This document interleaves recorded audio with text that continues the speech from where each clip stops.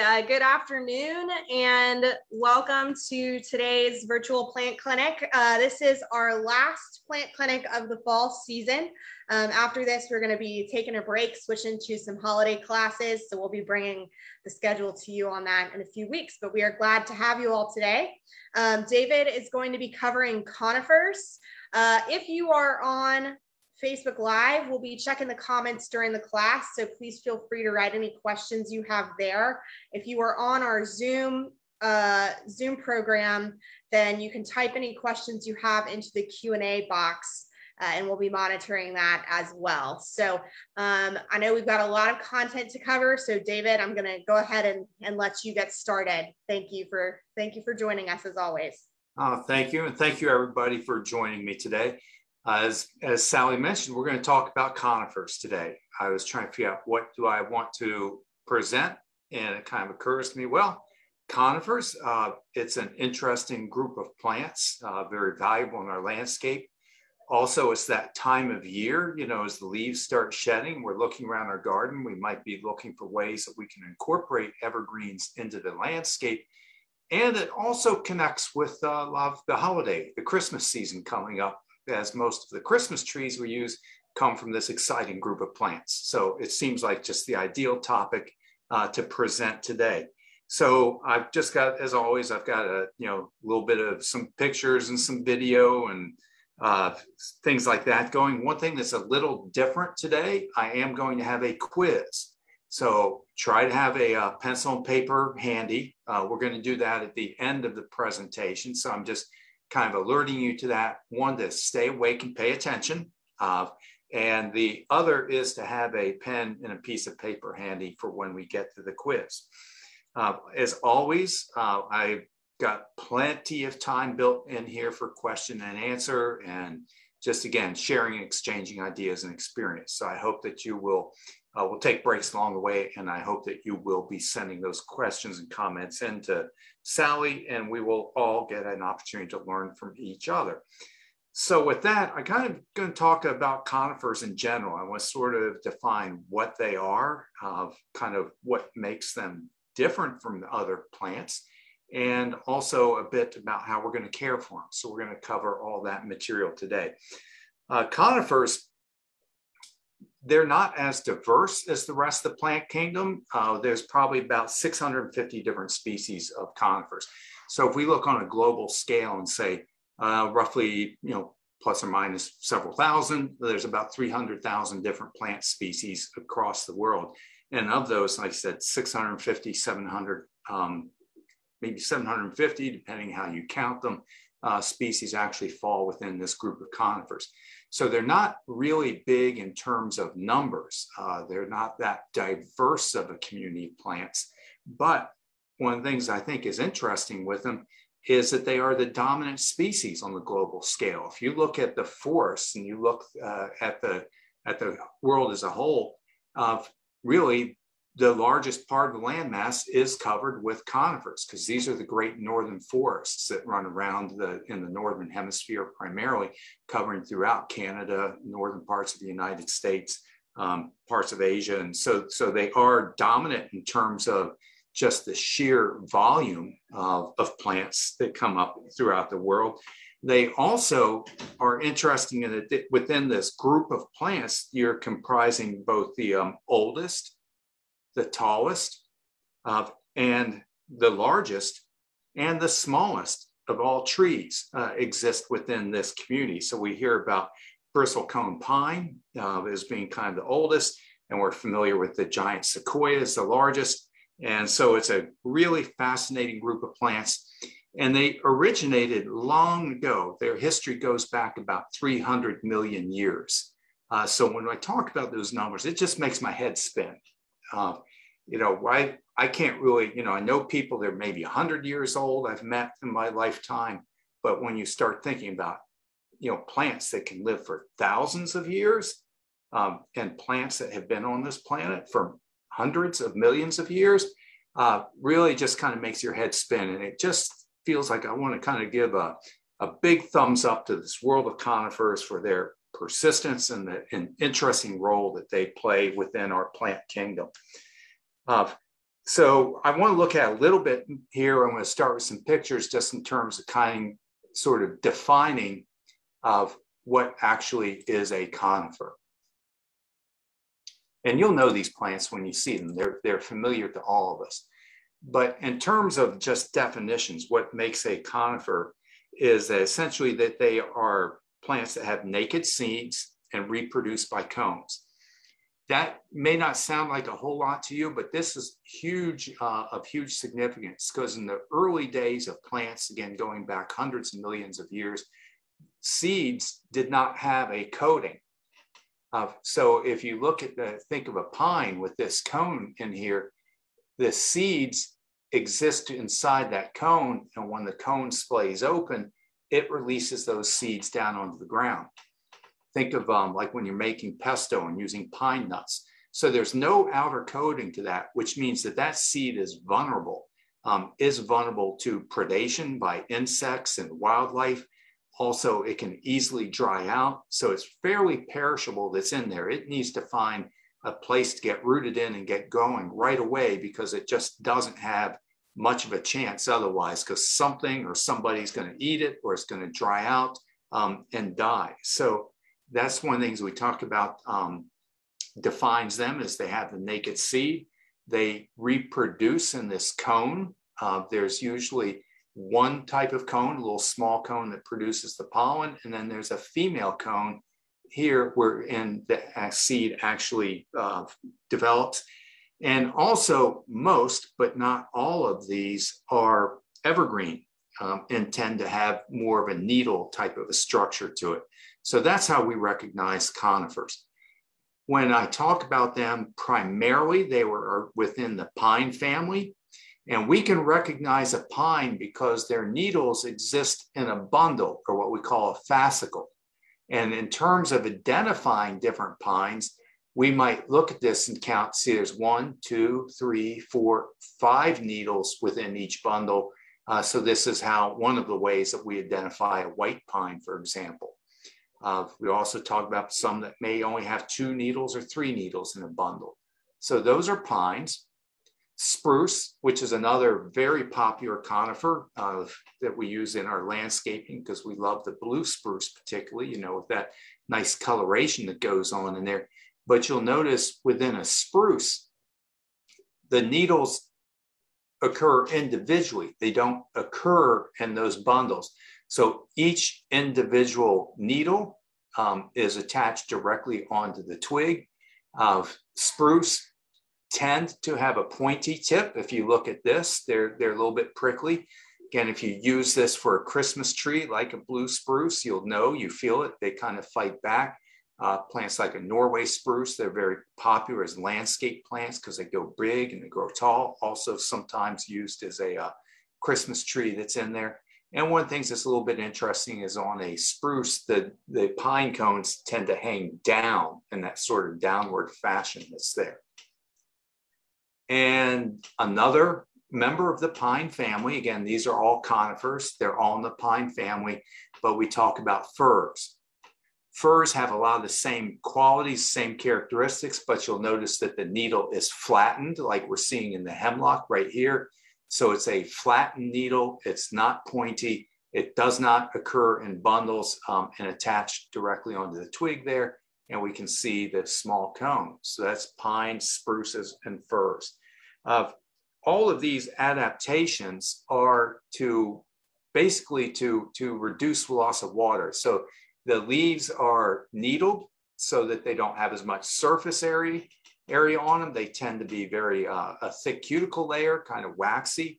These are adaptations the plant has made to conserve water. So we tend to find conifers most frequently growing in sunny conditions, dry conditions where they're best adapted to that. And we also use many, many plants within the Cypress family. So our eastern red cedar, which is very, very common. You see this growing around roadsides, as pastures are allowed to go back towards forest. This is what we call pioneer species that comes in. So eastern red cedar, Juniperus virginiana that you can see there, very, very common plant. around just in naturalized areas and abandoned fields, one of the things that makes junipers so difficult to identify, or at least difficult for me, is that their foliage will change over time. When you see them, like in this picture on my left, it's probably your right, the needles are kind of have a prickly feel to it. As they mature, and this is their juvenile state, but as they mature, that turns into more scale-like texture that you see down here in this image.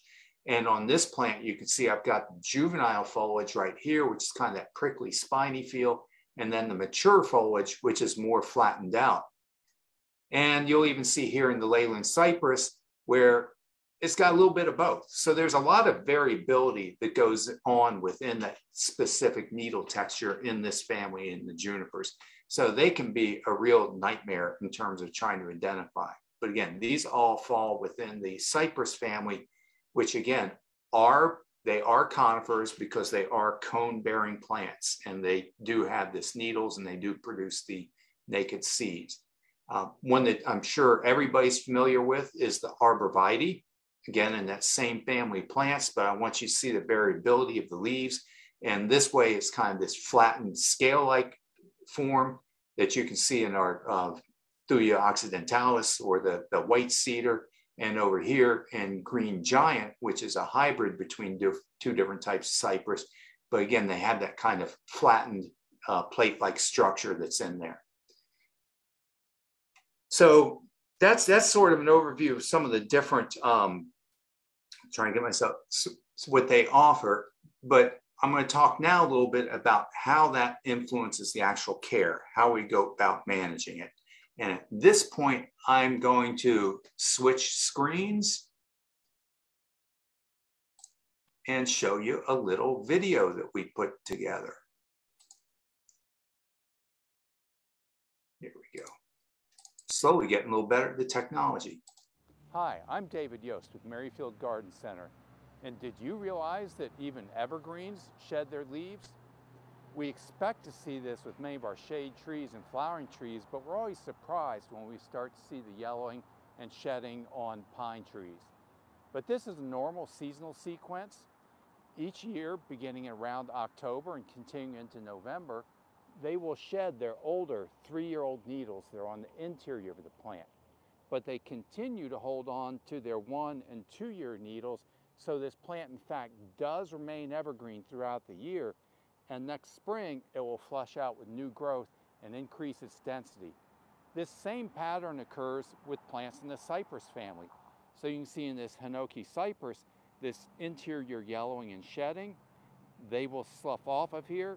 This crust of green will remain throughout the winter, and next spring will flush out with new growth to give it better density. So this is just a normal seasonal pattern. But if you ever have concerns about the health of your plant, please bring samples, bring pictures into us at the plant clinic, because we are here to help you if any questions you might have about your garden.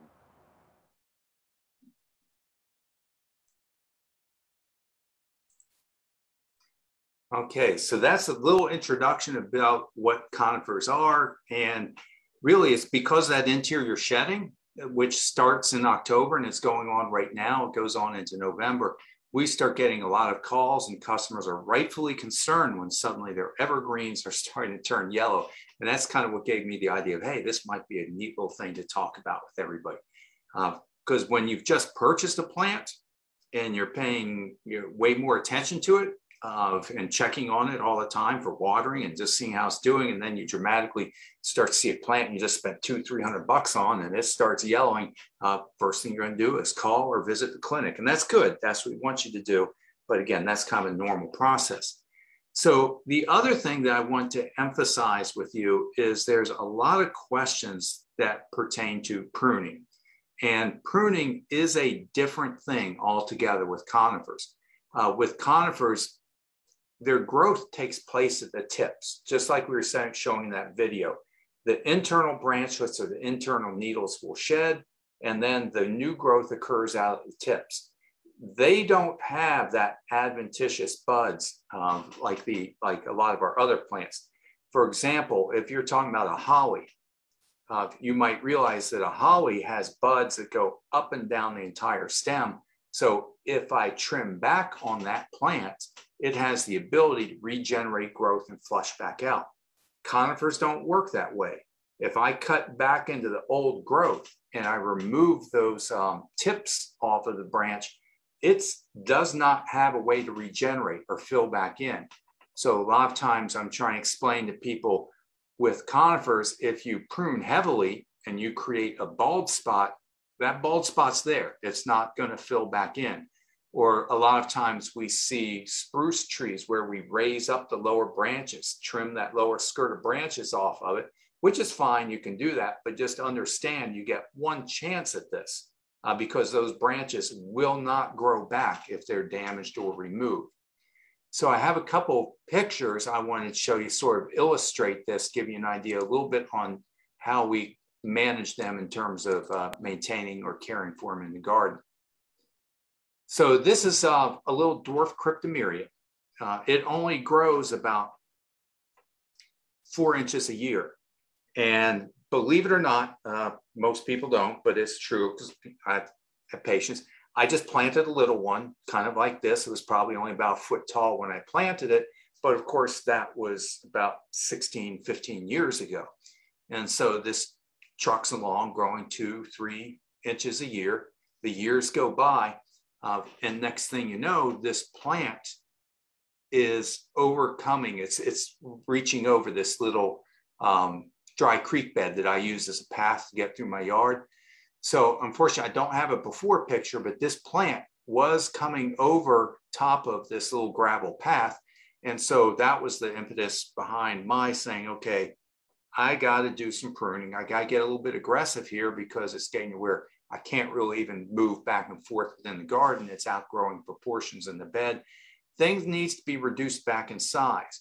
But in the process of doing that, we're limited at how far we can prune back. You can't really see that well, but this is February in 2020. That's when I went in and I did what I call fairly drastic pruning on here.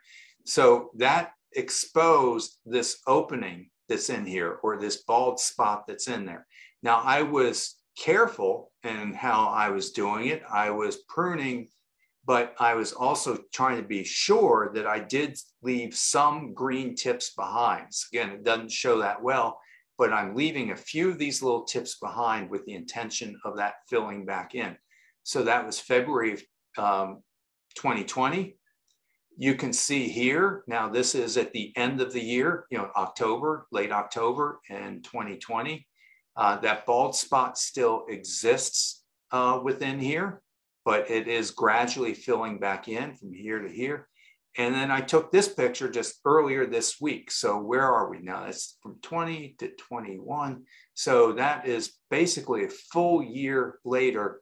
And I still have a little bit of that bald spot here, a little bit showing up in here, but that's okay. It's a way of just trying to demonstrate and know that that's what you're doing. If these plants get ahead of you, and I run into this all the time, there's what's called a gold mop cypress, a Pinaceae that's great. And it's always put out there with the expectation that this is going to stay as a tiny little 4 foot by 4 foot shrub. The reality is it continues to grow, the years go by, and suddenly next thing you know, you're looking at this beast that's now, 8 foot wide and 6 foot tall or something like that. It's growing over into the driveway. At that point, if it's gotten too big and you try to do rejuvenation pruning, it's just not going to work for you because once we get back into that old growth, it's not able to regenerate. So if you're dealing with plants like pines and cypress and firs, and you need to limit the size on them, then that's something that needs to be done periodically as sort of a maintenance pruning, as opposed to letting it get out of control and then come back and try to do that later. So I think I'm at a point now, probably a good point to stop and see if we have any questions. Sally, have we got any questions coming in? We do, yes. So just a reminder, everybody, I'm going to take questions about conifers, start out with questions that are more generally applicable. And then if we have time, we'll get to some of the more specific ones. So here's a question that relates to pruning. This person has what appear to be dead branches on the lower levels of a blue spruce. They've had one arborist tell them not to cut them and another tell them that they should be removed. So if someone has dead branches at the lower levels of these trees, do you have any recommendations? I mean, my inclination would be to remove them. It's not exactly a question of what's right or wrong. It doesn't make much difference to the health of the tree. So I would say, depending on where it's located, if this is in a more naturalized setting and you've got dead branches hanging there and it's not bothering anything, well, that's just nature's way. You can leave them and it doesn't really create a problem. At the same time, if that was a specimen in my front yard and I was found branches that were dead, I would remove them just in terms of the aesthetics that go into it. But dead branches can be removed really at any time time of year. There's a right and a wrong way to do everything. We've talked about this in our pruning classes. There's right here what I call branch collar. You'll see a defined area. You want to just remove that just outside of that branch collar. What we do want to say is avoid. I don't want to do a flush cut. I'm not trying to cut smooth with the stem. I'm trying to cut just a little bit beyond and protect that joint or branch collar. But I'm going to tell you, it's up to you. It's not really any difference as far as the plant health is concerned. Okay. Thank you, David. Next question. We have a couple questions about some plants. One is, what's the difference between a false cypress and a cypress? Good question. A true cypress would be things like a deodar cedar, blue atlas cedar. And what you'll see is their cones point up. So these are more just like physiological differences and everything that's in there. But a false cypress, I guess, I'm trying to think, there actually was called a Cypress. I'm trying to remember botanically what's the difference between a Cypress. I think it really, it's fine details that go into the reproduction and the genetics of the plant, really. But they're all within the same family. They're all in the same cypress family. They're closely related. I think it's just more the classifications based on the genetics of the plant. Got it. Okay. I think that probably answers the question pretty well. Okay. So the next question is a little bit back to explaining the way the trees grow. This person is asking if something breaks an evergreen in two so it won't grow anymore. So I guess just elaborating a little bit on in terms of pruning, if you cut a branch off into the old growth of an evergreen or a conifer, I suppose a conifer, we should clarify. So I'm going to use the pine tree here as an example because pines are a good demonstration of this. If you look at this black pine, you'll see the buds that are here, right? This time of year, it has these extended terminal buds. So what they're going to do is it sits like this all winter long. Somewhere around late April, early May, then this guy's going to go shoot, and it's going to put up with this way called a candle season, when it starts to elongate, and it puts on the spurt of growth that's in there. So the growth takes place from these terminal buds, from these tips. And each year you can see this stuff yellows and sheds off of there. So over time, what you end up with as this plant gets older, you've got growth out here on the tips and sort of just branches or wood on the interior here. So my point is, if let's say a storm comes along and it breaks this branch off and it creates a gap or this bald spot in here, it is not capable of regenerating new growth.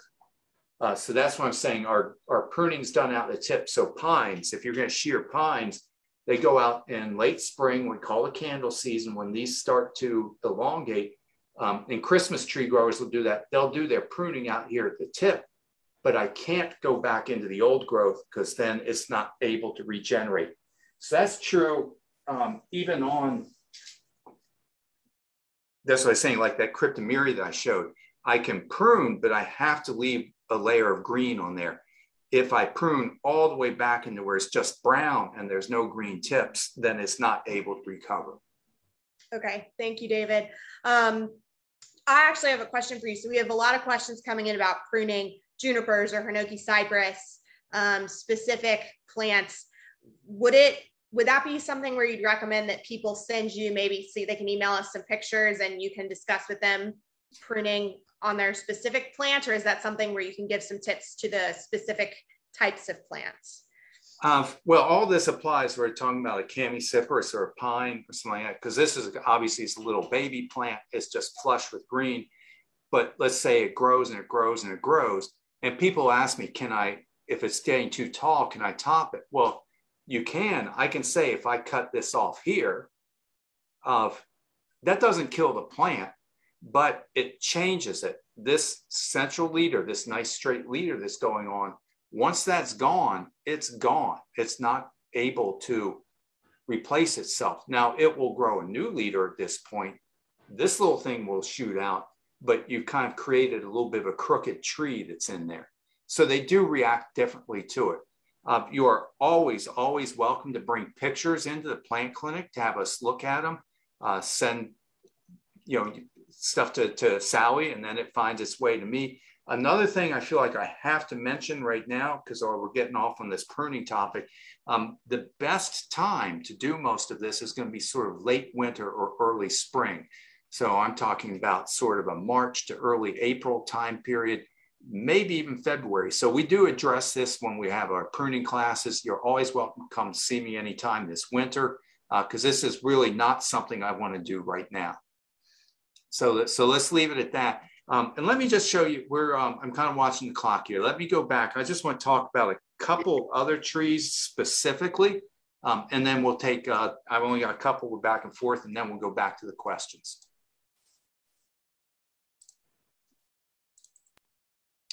So again, pruning is kind of hard to explain. It's so much easier if you're actually out there, in the field and able to demonstrate. But some of the plants we've talked about, like Arborvitae, is a very, very common, very functional and useful plant. I just picked a few evergreens that we tend to use for screening purposes in our garden. So white cedar is a native tree. You can see it's native to even western parts of Virginia, native up into northeastern US and into Canada. When I was a child, I'm going back into the late 50s, 60s time period, this was almost mandatory. Everybody would have a cedar on the corner of their house. The problem is, you can see by the one in this picture of the cathedrals, they get big. They tend to overgrow the area because houses got bigger, yards get smaller, times change. And so then there's what we use in the landscape trade most of the time is called an emerald green Arborvitae. This is a smaller, more compact version of the same tree. It's going to top out for us really at about 12, 14 feet. If it continues growing over enough years, it can get larger, but generally speaking, we're talking about 4 or 5 feet wide and 12, 14 feet tall. So it really is a very, very useful plant for us in many landscapes. Right now, they are shedding on the interior, but it does remain green throughout the year. Now, because this is plant clinic, I got to toss in a couple little qualifiers there that are in there. This is a fabulous plant, and I use it for many different situations. It does, at times, it's susceptible to bagworm. This is a moth who lays her eggs on the tree, and then they start to devour the foliage. They usually, the eggs start emerging out typically, and can be happening in late May, but it's more towards June, July, and they'll just heavily defoliate the tree. After mating, they'll leave this cocoon left behind, and the female cocoon will actually be full of eggs. So this is a time of year, if you have Arborvitae, and you'll see these in Leyland cypress, really most of the cypress plants, Cypress or false cypress, we go out and look at those now. If you find these cocoon sacs hanging on there, remove them, because some of them, the female ones can have 200 or 300 eggs in there. The male ones will be empty. The other kind of Achilles heel on the Arborvitae are deer. They're great plants and we love them, and so do the deer. So you can see what's happened here, planted as screening measure, and then just you can follow that browse line right down the line there. So if you're thinking about planting these, just be aware that you are committing yourself to also putting some deer protection or using in environments where you have fencing or a situation where that's not a concern. I tossed this one in because I wanted you to see the difference, the contrast between a leyland cypress and the green giant Arborvitae. So leyland cypress, which again it's a cypress, true cypress there. It's a hybrid of two different varieties, two different species of cypress.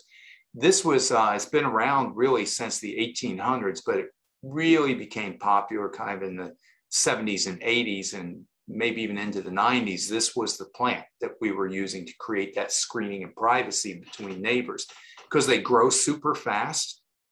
They get much bigger than most people realize. I didn't realize, but I think the biggest one they found is 135 feet tall, but that's very, very unusual. And that would be an extremely old plant, but you should easily expect these guys to go 20, 30, 40 feet plus over time. And they also spread out a bit, so they get larger than expected. The other issues that go with them, and not just overgrowing themselves, but look at the branching pattern, how these branches kind of stick upward. And what we discovered is that kind of upward growth habit catches the snow and the ice. So several years ago, might even be 10 years, I lose track of time, but we had this Snowmageddon where we had two back-to-back major storm events. These trees just toppled over. They tend towards having shallow root system. They get weighed down by the snow, had moist soils, and one by one, these guys kind of toppled over. So at that point in time, we started becoming more enamored with this green giant Arborvitae, which is, again, you can see there, it's a hybrid of two different types of Arborvitae. Nice thing about this is we get the rapid growth rate. They have the density and fullness that's in there, but the shape of the branching, the ice and snow tends to shed off of these. So in the wintertime, you could go by and see the cypress holding the snow, the Arborvitae shedding it off. So this has proven to be a very, very useful plant to us because it gives us the rapid growth rate. We can get 3, even 4 feet a year of growth out of these guys when they're established. So they give us the quick privacy. So far, we've had very, very, very little trouble with deer browsing on them or bagworms feeding on them. I think over time, we might see that become more of an issue, but to date it's not. So it has overcome a lot of the liabilities that we found with leyland cypress and still useful in giving us that screening effect. And that's, I just was showing these few, definitely leaving time for questions, but I wanted to finish kind of with a little bit of picture showing kind of the diversity of this group of plants. There may only be like 900 or 650 different species, but we've developed so many different cultivars with different forms, different shapes, dwarf growth habit. You can have so much fun with that. And this, of course, is year round. So with that, I am going to say those are the pictures I wanted to show. And now let's go back to our questions. All right, thanks, David. Just quick reminder to everybody, we will get to as many as we can of these questions, and you can always follow up with us after class by email if we're not able to get to you. The next question is, and I don't know if you showed any or if you just mentioned it, but this person wants to know what yews are. Yeah, yews are also considered a conifer. One of the things I think is interesting is plants like yews, plants like junipers, technically they call that a cone, even though it's a fleshy cone. It's not a scaly cone like we see on pines and the cypress. So they are listed in the conifer family. Didn't put them in there in my collection here just because of time constraints and everything. Again, there's fantastic yews that are out there. Again, we have a little bit of trouble sometimes because the deer will browse on them and thrive on them. So there's also what's called a plum yew, which has a very similar appearance, but it has better shade tolerance and also is deer resistant. So I tend to recommend those a lot for people looking for evergreens in shady or deer browse kind of areas. But they follow essentially the same rules. They're a little more forgiving on the pruning than some of the more needled types of conifers, but still, I'd rather try to maintain them in size rather than have to go back and do a dramatic kind of rejuvenation pruning. All right, thanks, David. The next question is about Arborvitae that have had bagworms. We have a row of Arborvitae along our driveway. One is about 7 feet tall and has been ravaged by bagworms. The front of the tree is bald. It sounds like it won't grow back from what I have heard. Is this accurate? Do I have to replace the entire tree? No, I'm so glad you called in and asked, because be patient. It will grow back. What's different with bagworms is they've chewed the leaves off of there, but they didn't actually remove the leaf bud. They don't go down into that woody tissue. So if that branch is damaged, if I cut it off by pruning or it breaks off by storm damage, that's a different situation than if they've just chewed the foliage off. Now, you won't see any improvement in there until the new growth starts to come out in probably April. But by June, they'll look significantly better than they do today. So if you can be patient, just let it be and it will fill back on its own. But right now, if there are any of those bags hanging on the plant, anything you can do to pull them off, cut them off, remove them and destroy them, that will reduce the population for next year. Now that you're aware of it, look for them starting around late May or June. If you start to see them reoccur, then come see us. We've got some great treatments. We've got some natural products that work. It's an easily managed problem if we catch it early. All right, thanks, David. The next question is about Hinoki cypress. This person says, I love Hinoki cypress, but have been told they are a bit finicky. What can I do to take care of them? And additionally, we had a question come in through chat that was asking, I think, if Hinoki cypress would be good for a wet area. So I love Hinoki cypress, right? And you guys have seen, I've got a little townhouse garden and I've got 1, 2, 3, 4 Hinoki cypress in my little townhouse garden. A lot of them are just, 2 of them are little miniature guys like this and stuff, but I have not found them to be finicky trees. They're very easy plants to grow, and you can get sort of the yellow colors, the green colors, different shapes and forms in them. It's a fantastic plant.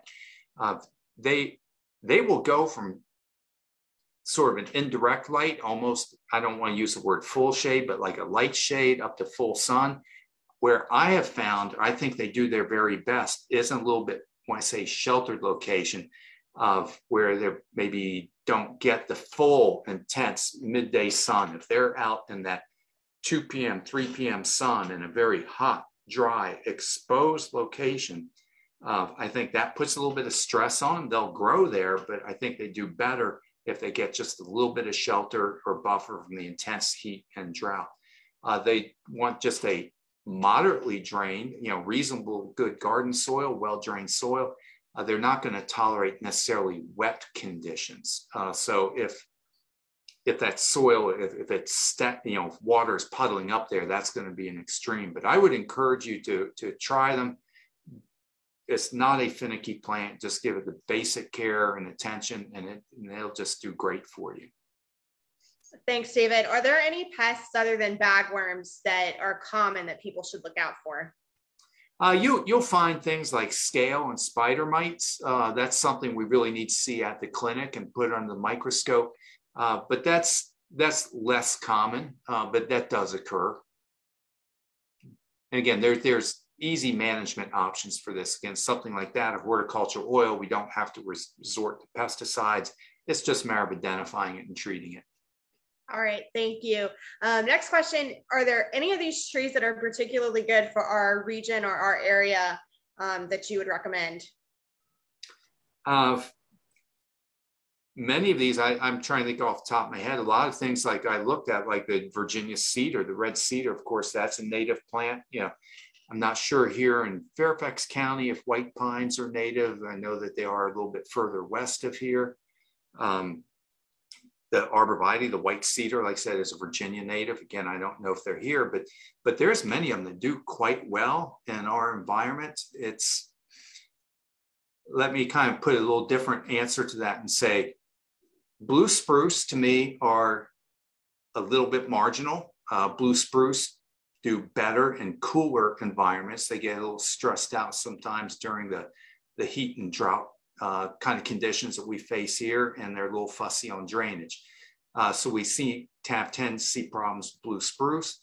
The what am I trying to say? Hemlock, Canadian hemlock, again, used to be more widely planted and utilized.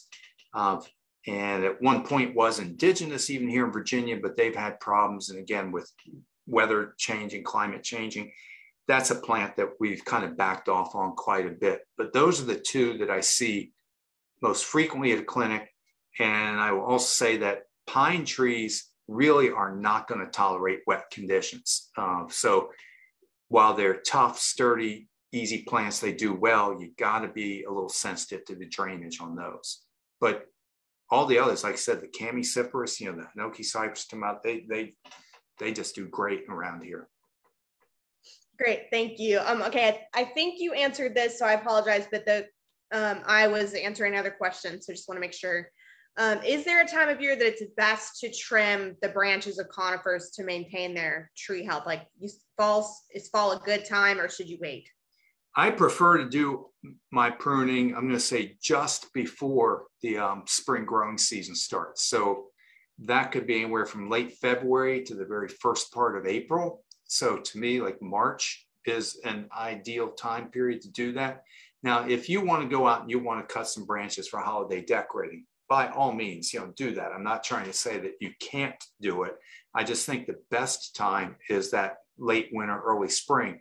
Part of this is because that's when the growth begins. So if I was, let's just pretend I go out and I did my pruning today and I create these gaps or openings or spots within the canopy of the plant, I'm going to live with that all winter long. I'm not going to see any new growth. I'm not going to see any filling back in. The pruning cuts will be exposed and I have to live with that all winter. If I do that same pruning in March, then by April, May, it's filling back in. So again, they're forgiving plants. And if you want to cut stuff for holiday greens, or if it's really getting in your way or some reason you have to do it at the fall or earlier, go for it. But I'd rather do it at the end of winter. Thanks, David. Okay, here's a question. And I know this actually came up in the last class too. So this person has a hemlock that's about 30 years old. It's beautiful, and she's never seen any cones on it or underneath it. Are the cones tiny, or is the hemlock maybe not producing any cones? It should be producing cones. They are small, but they're clearly visible. I mean, I'm talking about like a ½ inch to an inch in size. I was kind of searching through my brain if for any reason, but they should have both male and female flowers on there. If she's pruning it, that could be interfering with it. That could be cutting or trimming the cones off of there. But no, it should be. Stop by the clinic sometime. We can kind of talk in more detail to figure out why that's not happening. But they should have small cones on there. All right, thank you. Next question, we've had a few people ask about fertilizing conifers. Do you have any recommendations for that? Yeah, I always say keep in mind, just fertilizer in general, what the reason for doing that is. I mean, fertilizer makes plants grow bigger, maybe flower better. So if it's a young plant and I'm trying to encourage growth because it's there to provide that screening between my neighbor and I, then I would absolutely fertilize it. Again, I think the best time to do that is in the late winter, early spring, just before the growth begins. So again, that would happen about March time period. And you could use just a regular tree and shrub fertilizer. I'd say like our Merrifield tree and shrub fertilizer. We don't have that in stock right now today, but we're selling an alternative. So a tree and shrub fertilizer in late spring would be the time. Again, if it's more of a, say, dwarf conifer that you're trying to keep as a specialty plant specimen in your garden, and you don't want it to overgrow itself, then you just don't need to fertilize it as much, or you could use something like tree tone, an organic fertilizer. It's much lower in its analysis. All right, thanks, David. Next question, for people who are looking to plant conifers, is now an okay time to do so?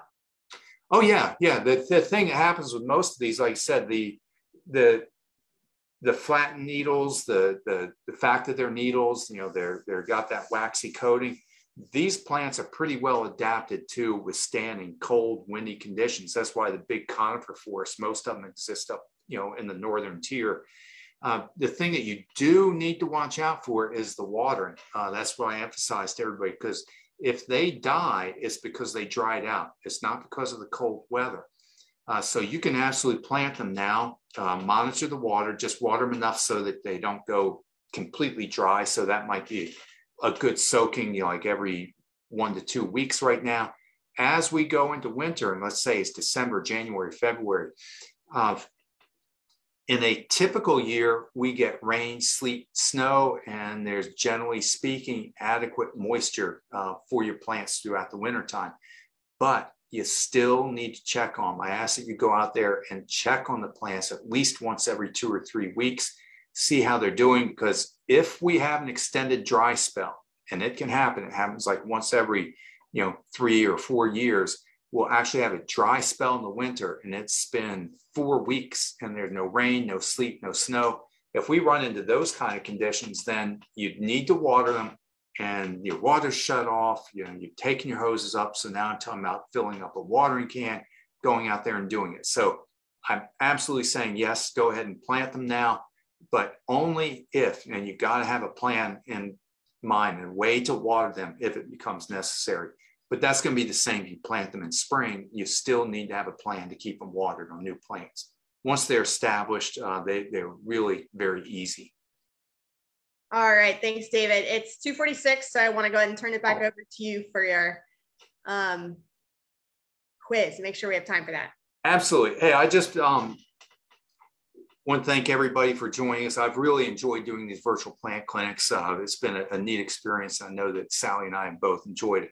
So today, a little special thing before I sign off here, I have a quiz. And the way it's going to work, I'm going to put some slides up here. I set up the PowerPoint where every 30 seconds, that slide's going to change. So during that 30 seconds, no looking at each other's notes, no sharing or discussion between each of you. We all have to do our own work. I'm just going to let it run through. There's only, I think, 5, maybe 6 of them. Write down, you don't have to have an exact ID, but I want you to put down what you do know, what you learned. Is it a pine, a fir, a spruce? If you know which one it is, write that down. So put kind of whatever information you do know on your answer list. And after we run through these, then I'll show the answers. This whole thing should take no more than 5 minutes. So if your time is up and you got to go, it's been fantastic having you in these. If you have 5 minutes to stick around and take the quiz, it is starting now.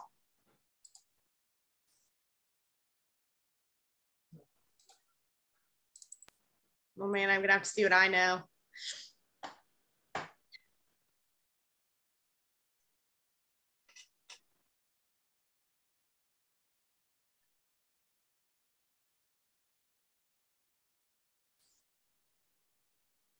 You guys are welcome to send these into chat too. If you don't have a piece of paper, I'll get all the notifications. That's fine. It'll give me some ideas.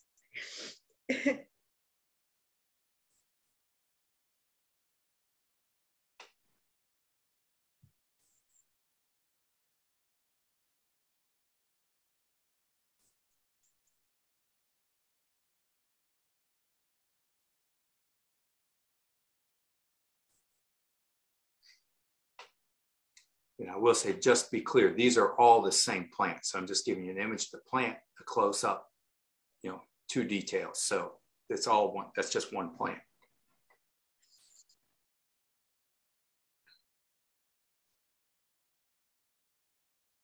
Okay, we have some people identifying these.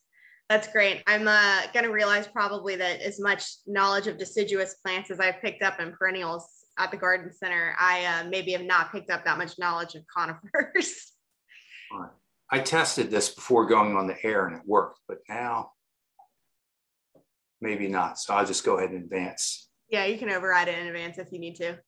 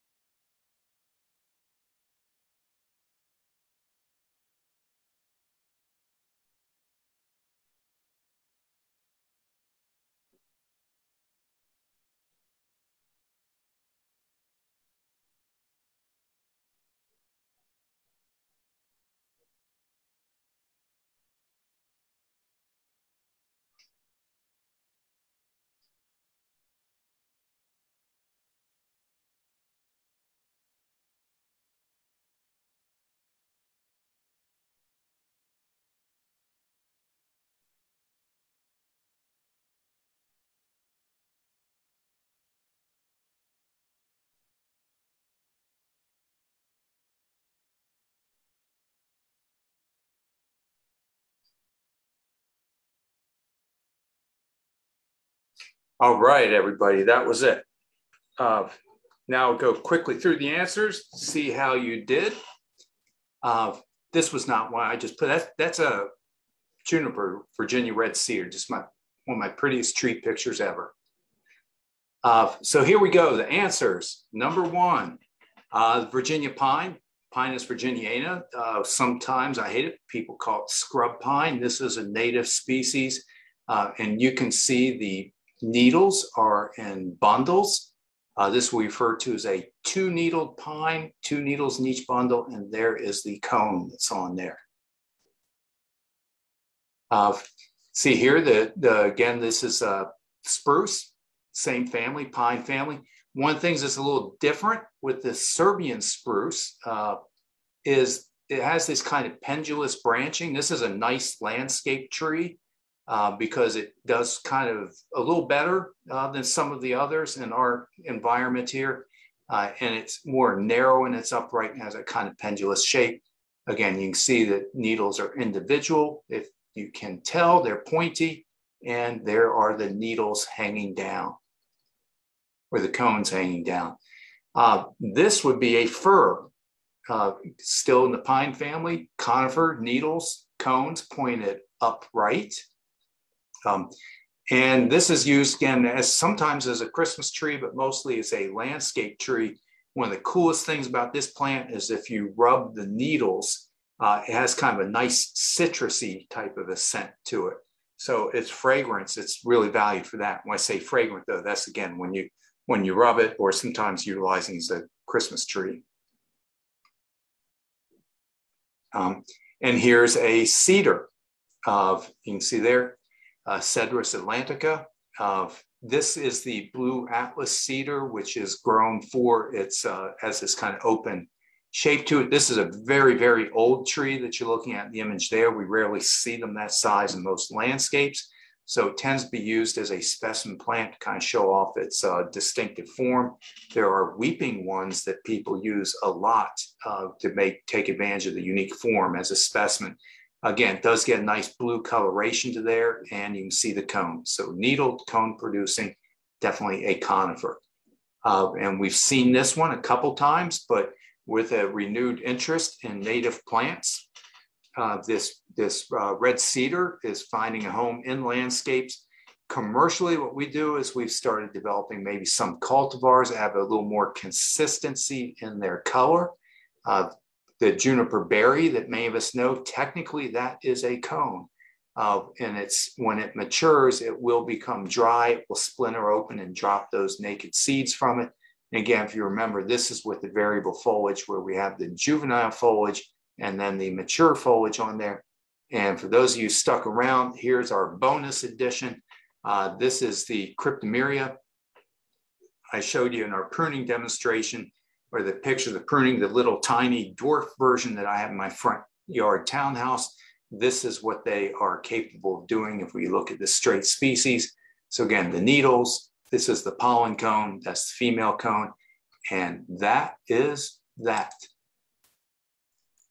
All right, David, thank you so much for 100 on that. How'd you do, Sally? I've gotten one. I really need to brush up on my conifers. I'm realizing I have not learned my conifers. You got one? Years. I think I got one. I'm sorry. You can be ashamed of me. I'm ashamed of myself. That's a tough way to end the plant clinic. It is tough. There's a reason I'm not the instructor here. So just so everybody knows, if you have questions, I will be forwarding them to David. I will not be answering them.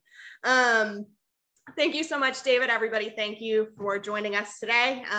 I believe the plan is to be resuming our plant clinics after the holidays, but we will, as I said, be having holiday classes coming up. I think there's still 1 or 2 more of our regular scheduled classes coming up before Thanksgiving. Then we'll be switching over to some festive, fun classes. So keep an eye out for those. And thank you all so much. Have a great afternoon. Bye-bye, everybody. Good.